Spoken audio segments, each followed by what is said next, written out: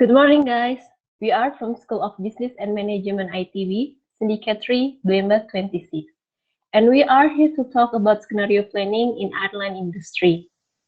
Our syndicate member consists of Destarianto, Sarita Larasati, Pandega Pramuka, Haryo Adit Wibisono, Kemas Putra Nugraha, Akas Deta Setana, and myself, Kartika Devi Arianti. COVID-19 was first reported in Wuhan, China, and subsequently spread worldwide. It is because the virus is highly contagious, rapidly spread, and continuously evolves in the human population. And after 7 months since the case appeared on July 12, 2020, globally from WHO data, there have been around 12 million confirmed cases of COVID-19, including around 500,000 deaths. This situation impacts all business sectors, and one of the sectors that get the high impact level from COVID-19 is airline industry. Indonesia officially recognized the outbreak of the COVID-19 on March 2, 2020. Since then, an increasing number of COVID-19 positive patients have continued to increase rapidly. To reduce cases, government implement PSBB. However, this policy affected the economic activity mostly stopped and negative growing economic. Government increased the budget up to 405.1 trillion rupiah to speed up recovery economic condition. During the COVID-19 pandemic, Indonesian airlines have seen a drastic decline in passengers numbers since early March and create an uncertain situation.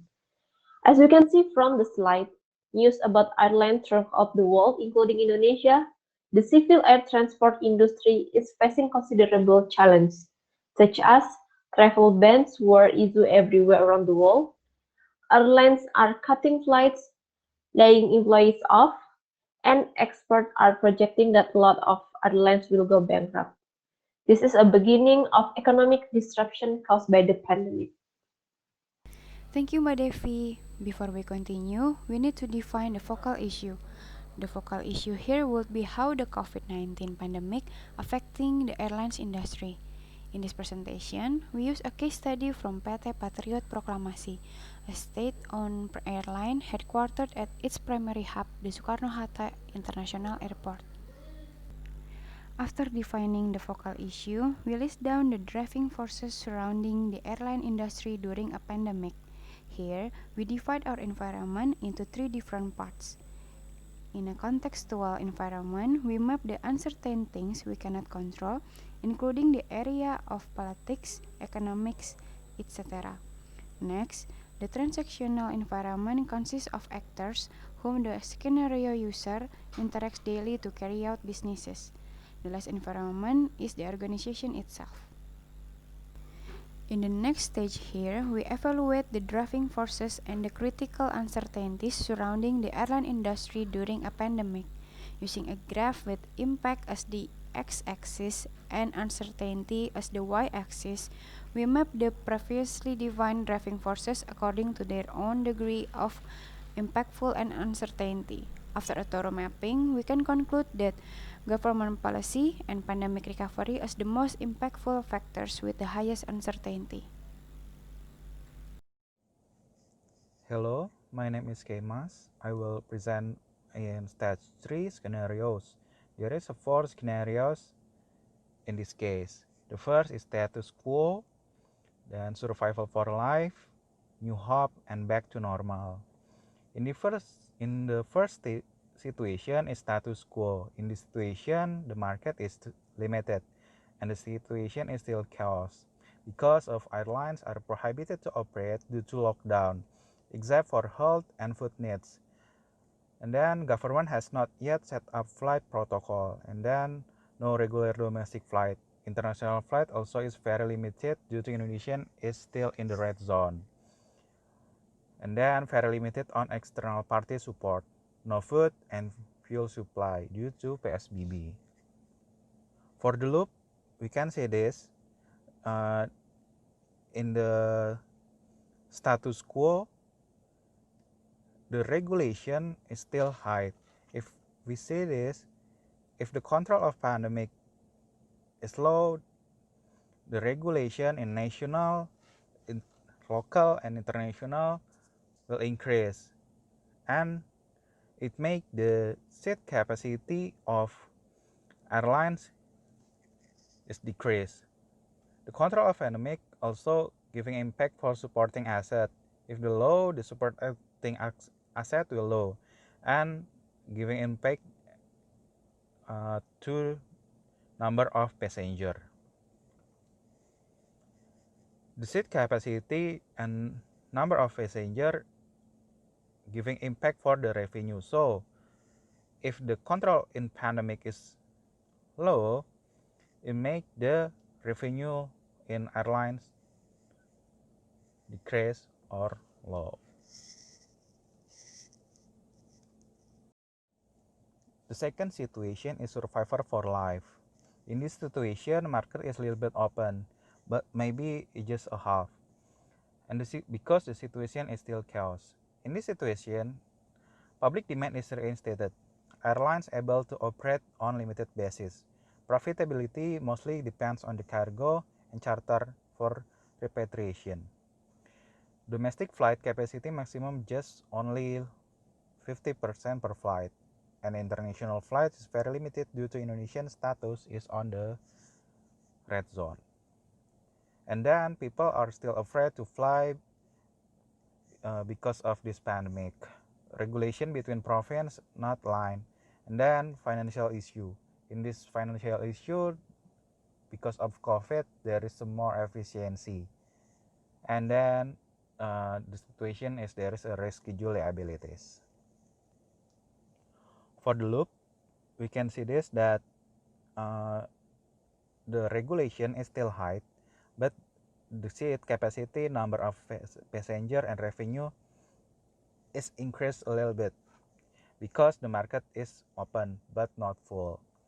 So if the control in pandemic in Indonesia of international is getting low, the regulation in international, national, or local will strict again. It make the seat capacity is getting low. The control of pandemic make the supporting asset low. If the supporting asset low, there is it's giving some impact to number of passengers. So if the control of pandemic is low, the revenue will low.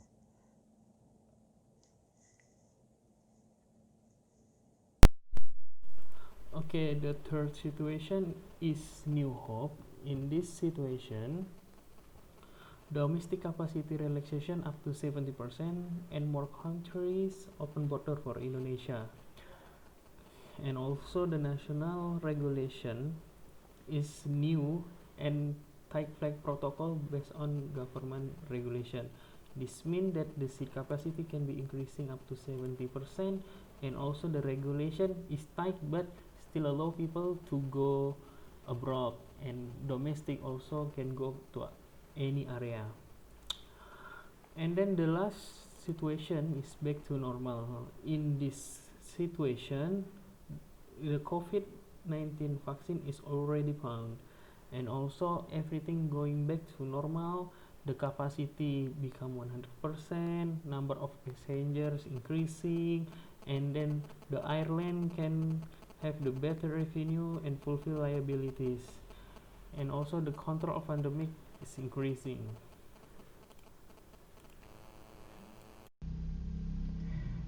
Yeah, so after knowing the scenarios, let's discuss regarding options and considerations for the airlines.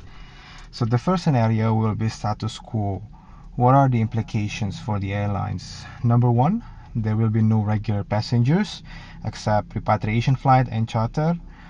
The second will be zero income, which due because of no regular passengers, and the utilizations of their assets will be minimum. The third one will be the uncertainty conditions with no firm flight regulations. So what are the options for the airlines? Number one, they can maximize cargo revenue for health and food supplies, restructures their asset cost, and having a better coordinations with the Ministry of Transport. So let's discuss regarding the second scenarios, which is survival for life. In these scenarios, what are the implications? Number one, the market will be limited. The passengers will be limited because of the limited passengers. The seat capacity allowance also will be limited by the Ministry of Transport, and because of that, there will be loss on operational limited revenue from passengers. What are the options for these scenarios? Number one is to encourage passenger confidence to fly with the airlines. The second, it's a must, is to comply with the government regulations. And the third one is having a good promotion fare and adjust the flight frequency so the loss will be minimum as well. After this, Mas Akas will elaborate more regarding the last two scenarios of New Hope and Back to Normal. Well, after the previous explanation about the survival for life, we have new situation here, namely New Hope. This is better situation with some implication, such as passengers start to getting confident flying with us. We can set up the promotion fare to stimulate the sales. The second one is passenger and cargo load getting better. And we can also make our agent to sell our product with the renew agent incentive here. And the third one is limitation on load factor or seat capacity because we have social distancing. The option will be we can adjust the rotation of aircraft and flight frequency. And the last one is tourism opportunity is encouraged by our government. We can have a cooperation and collaboration with Ministry of Tourism to build the market. The next one is situation, namely back to normal. This is what we expect to be honest in the future. The implication is free competition and passengers are very, very confident to fly. We can set up additional revenue target in this situation. The second one is asset utilization on maximum basis with the efficient operational costs. The option is we can set up the new plan for business expansion here. And the last one is no more country border limitation because it is really important to identify the early warning signals of each scenario. in this situation, In the status quo scenario, some identified signals that will trigger the situation to happen are when the government identified and announced numerous new clusters. We predict that the society will become chaos because it means that the pandemic situation can't be controlled closely by the government. The second signal is even if the government doesn't announce the new clusters, but the number of mortality rate is rapidly increasing or uncontrolled, then the society will fear to go outside of their home. And lastly, if those above signals are appeared, we believe the central government will issue lockdown policy. In the survival for life scenario, some identified signals are when the number of confirmed COVID-19 cases are relatively stable, but with some spikes in certain cities. Secondly, the identified signals is when the central government implement large-scale social restrictions or PSBB with more than 50% seat capacity. By having this, the revenue of airline industry will increase. While from the international point of view, the third signal is when the WHO lift the travel restriction to Asian countries.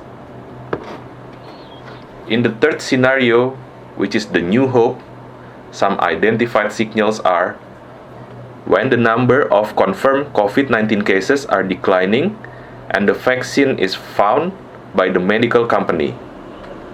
It gives a positive psychological effect to the society that the pandemic will be within government control. However, the government would not be in a rush mode. They prefer to implement large-scale social restriction or PSBB with 50% seat capacity only. While from the international point of view, the signals will be the travel restriction is lifted but only to developed countries by the WHO. By having the last two signals, the number of passengers is relatively smaller than in the survival for life scenario. While for the last scenario, the best expected situation, back to normal, the early warning signals are when the vaccine is already tested and giving positive results to numerous people. The other signal is when the number of confirmed COVID-19 cases is none. Hence, the central government will lift the lockdown or large-scale social restriction. And from the international point of view, the travel restrictions only lifted to all countries by WHO.